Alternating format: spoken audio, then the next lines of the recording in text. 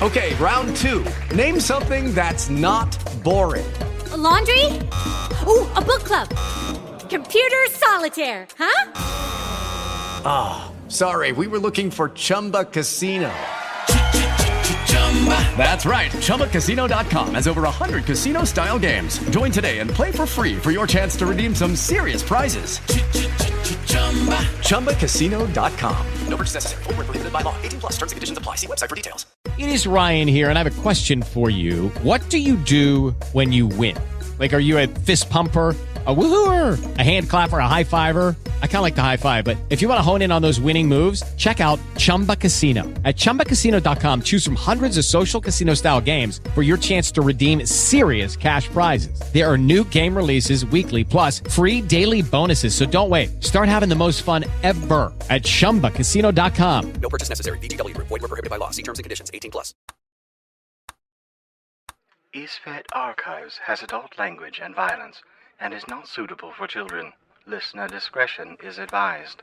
EastVet Archives is a Creative Typo entertainment production. If you enjoy this show, we invite you to support us on Patreon at www.patreon.com/Creative Typo. All levels of membership include ad-free listening, and our binge tier includes access to this complete season. Thank you for listening.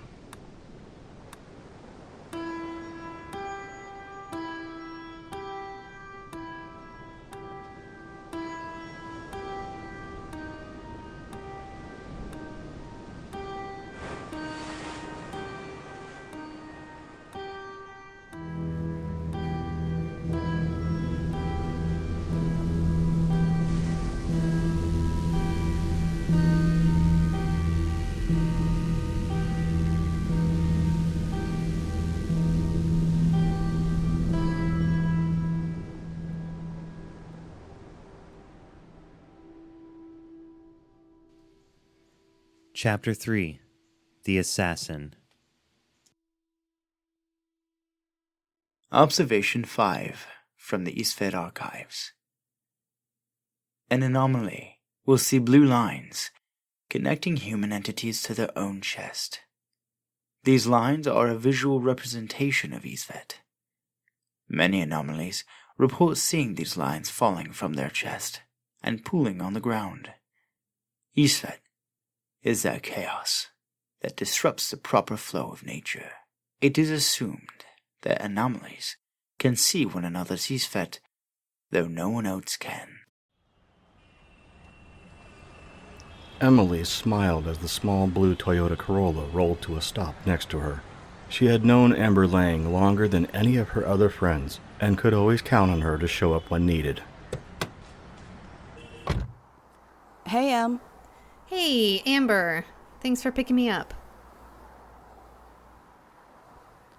So? Yeah? Why exactly am I picking you up from a police station at 4 p.m. on a Tuesday? I honestly don't even know where to begin. Are you in trouble? No, I'm okay. I think. Yesterday, the cafe was robbed while I was working. Damn. And while it was being robbed, one of our regular customers was shot, and he died. Oh my God, Emily, that's awful. Did you know him? Not really. The victim or the thief? I mean, I guess I didn't know the thief, obviously, and I didn't really know the customer, just his name, Thomas, from when I took his order. The strange thing is that the thief wasn't even the one that shot him. It was someone from outside the building, and they kept shooting. And they almost hit me and my friends with their second shot. Which friends? Hastings and September. They were there with me at the cafe. They helped me escape. Wow, 2 heroes. And I have still yet to meet them. Well, they got me out of there. And apparently the kid that was robbing the place escaped too. Then Hastings in September took me to some pub, said some strange shit about how the shooter, the outside one, not the thief, might actually have been trying to kill me. What? That's ridiculous. Why would anyone want to try to shoot you? I'm not sure. They had some strange tale about me being special and some organization that was trying to get me. Emily, I have known you since we were kids, and I hate to burst your bubble, but I can't think of a single thing about you that would make anyone want to kill you, special or not. Thanks? Anyway, so today I had to run to the cafe to pick up my paycheck and meet with Sam. And then after I left, I felt like someone was following me. Probably just because of everything that happened, but I was still creeped out by this one lady. So I called September and Hastings. Em, you should call me next time. I'll come get you. I know. They grabbed me anyway and took me to lunch. And after lunch, I walked out of the restaurant and I saw the kid that robbed the cafe yesterday. He was standing there with his friends, right out in the middle of the day. Like, he hadn't just robbed the cafe the day before. Jesus. What are the chances of that? Then he stepped out into the street and was hit by a truck. What? Is he okay? No. He died too. Fuck. So that's why I had to go to the police station. I had to give my statement to the police, explain that I didn't know what was going on, and it's just been an absolutely awful 48 hours. Oh, Em. Well, you're with me now, and I'll take care of you. Thanks, Amber, but you don't have to. Nonsense. I'm going to grab us a couple of bottles of wine and some ice cream. You are spending the night with me tonight. Amber. No, girl. I'm not taking no for an answer. After all that, you're staying with me, and that's final. We are going to relax with pajamas and comfort food. That actually sounds amazing. Thanks, Amber. You're my best friend. Aw. Alcohol-induced night terrors are reported to occur for almost 50% of individuals that imbibe 2 or more alcoholic beverages before sleep. The majority of the other half of the individuals find that after enough alcohol, they don't dream at all. Emily fell into the second group, so she made no attempt to limit the glasses of wine she drank with Amber that night. She also didn't think she would dream, but she was mistaken. Emily is alone in a farmhouse. There is daylight shining through the windows of the rustic kitchen. Noticing the outfit she is wearing and the kitchen's lack of any electronics, Emily again realizes that she's in the past, somewhere. She also realizes that she again is not in her own body. This is her home. Her family lived here. Her older brother Luke used to play cards with her at the table in the corner of the room. Luke is dead now. Her parents have also passed. The consumption took them all. The consumption and the blue lines. There were always the blue lines. A rush of memories flooded into Emily's head. Her childhood here, the chores, the chickens outside, the cold winters and the humid summers. Then the consumption. Her mama was the first to get sick. Pop blamed it on the other women at the market. He said that if they hadn't been spreading rumors about old Amy Lynn, the good Lord wouldn't have been so harsh on them. Said Mama needed to repent. But prayer didn't help at all. She died just as Pop was beginning to show signs of sickness. It didn't take long before Pop was too sick to work the farm. Then Luke, her brother, had to take over the chores. Emily helped as much as she could, but there was only so much the two of them could do. Luke asked her to take care of Pop while he worked outside. She was happy to care for her father. He was a God-fearing man. He was as good a man as any she knew.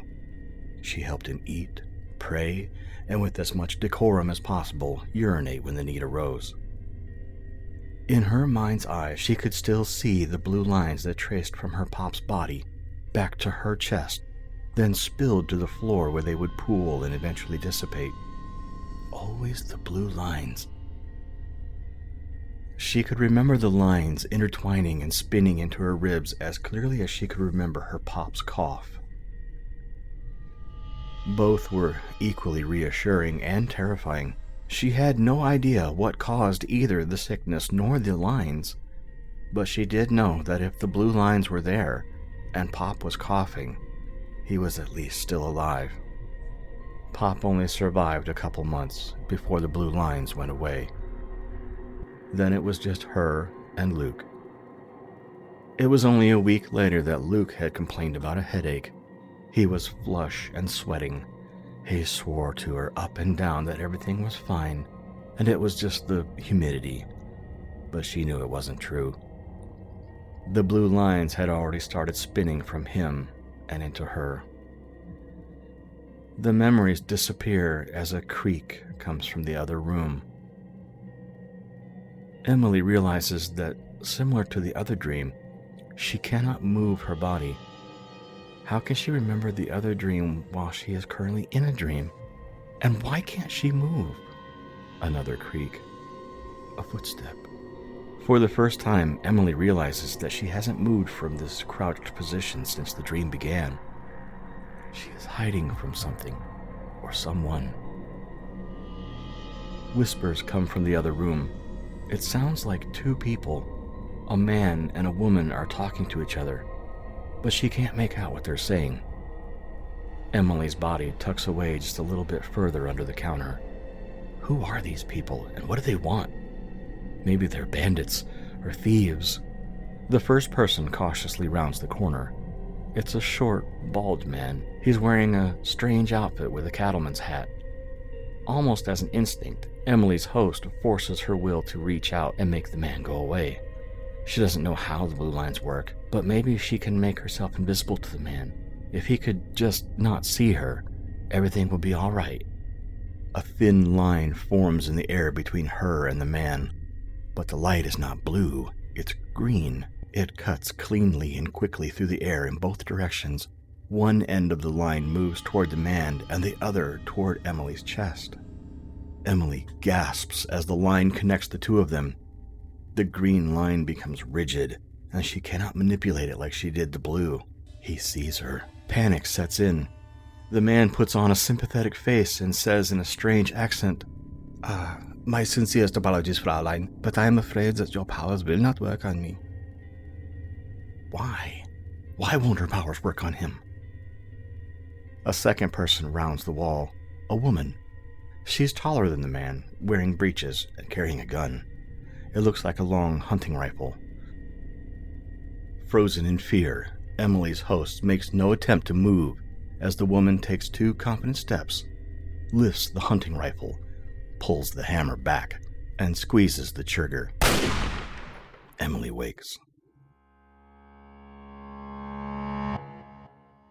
Hey guys, it is Ryan. I'm not sure if you know this about me, but I'm a bit of a fun fanatic when I can. I like to work, but I like fun too. It's a thing. And now the truth is out there. I can tell you about my favorite place to have fun. Chumba Casino. They have hundreds of social casino style games to choose from with new games released each week. You can play for free anytime, anywhere. And each day brings a new chance to collect daily bonuses. So join me in the fun. Sign up now at ChumbaCasino.com. No purchase necessary. VGW Group. Void where prohibited by law. See terms and conditions. 18+. Are you struggling to lose weight and keep it off? Tired of wasting time and money on starvation diets that lead to more frustration and stress? If there was a weight loss solution that could actually work for you, would you try it? Then head to Golo.com. I'm Steve. I lost 138 pounds in 9 months on Golo. I'm Amber. I've lost 128 pounds with Golo. If you're ready to take back control of your life, head to Golo.com now and see how Golo can work for you. That's Golo.com. My sleep is way better. My inflammation has gone way down. Golo saved my life. I was way overweight. That's what sent me down the path. I wanted to make sure and live for my kid. I have literally tried everything. I was on the verge of getting gastric bypass surgery, and I saw the Golo commercial, and it was the last thing I tried because it worked. Join over 2 million people who found a better way to lose weight with Golo. Your healthier and happier life begins at Golo.com. That's GOLO.com. Again, GOLO.com. Em, wake up. Wake up. Are you okay? Yeah. You were having a nightmare. I'm sorry. I didn't mean to wake you. You're okay. Lay back down. Amber, are you okay? Yeah, I'm fine. Now go back to sleep. No, Amber, you look like you're burning up or something. What are you talking about? There's like heat coming off you, like you're radiating heat, like asphalt does in the summer, that heat. You're just tired. I'm fine. No, something is wrong with you. Or with me. Okay, forget sleep. Let's get up and get you some tea. I need to call Hastings. He has to know more than what he's telling me. Something strange is happening. Come on, let's get you some tea first. And if you ask me, those two are probably just filling your brain with these nightmarish ideas. Maybe you should talk to someone else. Maybe a professional? No, those two know something. I'm seeing things, Amber. Strange things. Scary things. September and Hastings have to know something. All right. Why don't you have a seat in the living room while I brew this? I'm just gonna text them and ask to meet up. I'm sure they'll want to meet up anyway. It's not even light outside. Why don't you hold off for now? It's fine. Okay, whatever. Text them. But if you're going to meet up with them, at least let me come with you. Thanks, Amber. I appreciate you, but I think I should do this alone. You've never met them, and I'm worried that if you're there, they might hold back. Well, what are you going to say to them? I don't know yet, but I don't want to be like a character in those movies that keeps secrets from the people that can obviously help them. I'm going to tell them everything and see what they can do to help me. I think Hastings especially knows more than what he lets on. They're good guys, but I am tired of being left in the dark on this shit. Well, shit. Amber, are you okay? What's wrong? My nose. It's bleeding. Oh my God, that's a ton of blood. What did you do? Nothing. Over the sink here, use this towel. There's so much blood. Thanks. I'm okay. Amber, do you see that blue line too? What? The blue line. The one running from your chest to mine. What? No, I'm a little busy here. I've got to go. I'm sorry, Amber. I've got to go. I'll call for a ride. Wait. The cool morning air helped to calm Emily's nerves while she waited for her ride. Headlights flashed twice as a vehicle with a bright Uber dash light pulled up to the sidewalk. Are you Emily? Yes, that's me. You called for an Uber? Yep. And I'm taking you home to this address? Yes, ma'am. Sounds good. Thanks. So, late night or early morning? Bit of both, I guess. One of those kind of nights, huh? I get that. Sure. You, get to this side of town often? Not as often as I probably should. Family, right?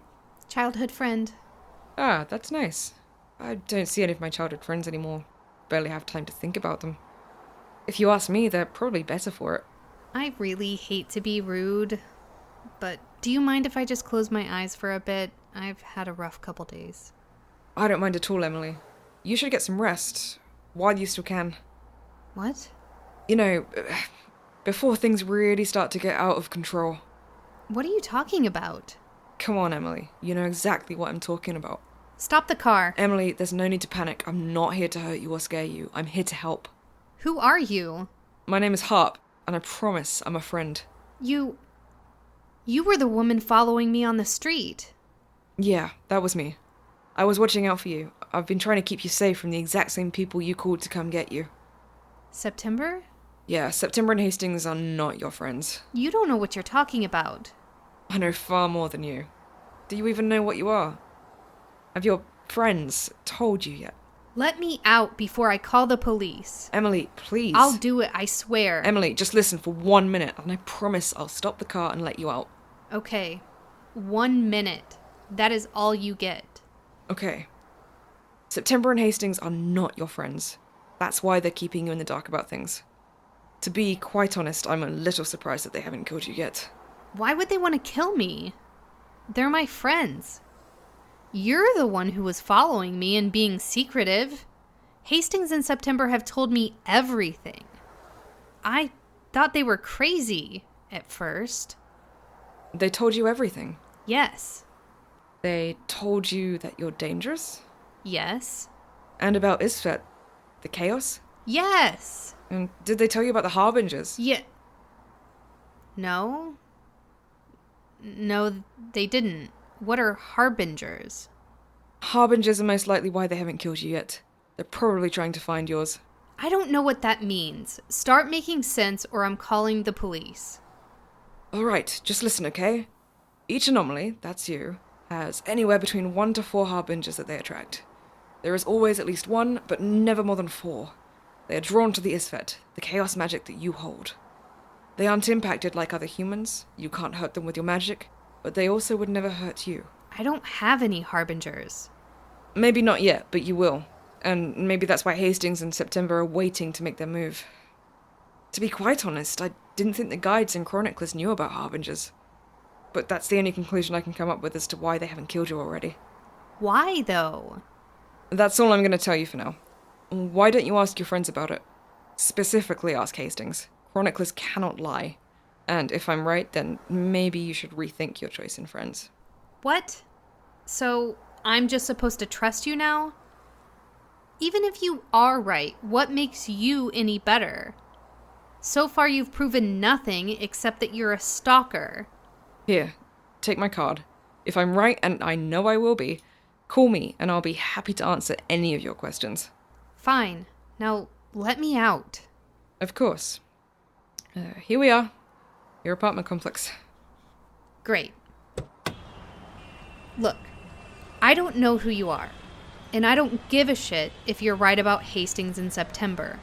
If you follow me anywhere again, I'm calling the police. Have a good day, Emily.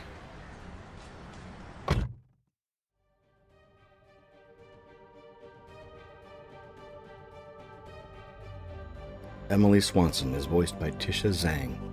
Amber Lang is voiced by Nari Kwak. Harp is voiced by Stitch Mayo. Chronicler rules read by Shamas Rodriguez and narrated by Michael Cole. Isfet Archives was written by Nico Rodriguez in collaboration with Tisha Zang. Isfet Archives is a Creative Typo Entertainment production. Find out more about our show at www.creativetypo.com.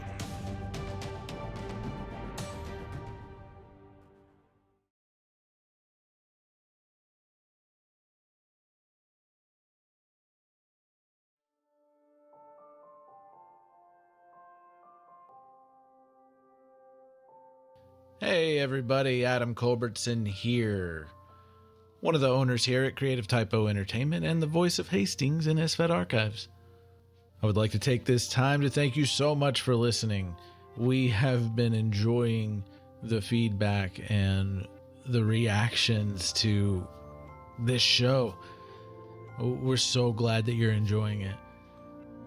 If you are enjoying this so much that you just can't wait for each month, the fourth Sunday of every month, for the new episode, you can head over to our Patreon. On the binge tier and higher, you get all 10 episodes for the first season, and for all tiers you get bonus content like our most recent cast chat.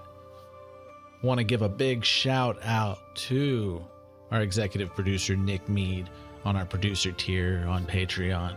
We appreciate all of your support from all of our patrons on helping make this a thing.